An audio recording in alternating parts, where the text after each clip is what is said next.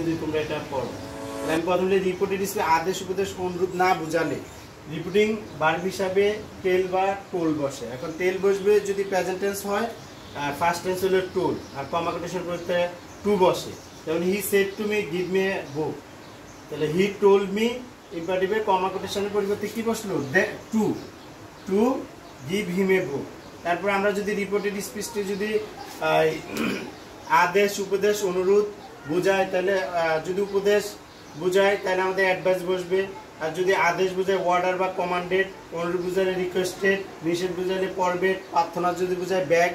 আর আমাদের কমা কোটেশনের পরিবর্তে যদি অ্যাসাই, আমার রিপোর্টেড স্পিচটা যদি অ্যাসার্টিভ হয় তাহলে আমরা লিখবো কি টু, আর যদি আমাদের রিপোর্টেড স্পিচটা নেগেটিভ হয় তাহলে আমরা নট টু। এখানে কথা আছে, যদি ফর বেড লেখো বা ফর বিড লেখো তাহলে তোমার আর নট টু লিখতে হবে না, শুধু টু লিখলে হবে।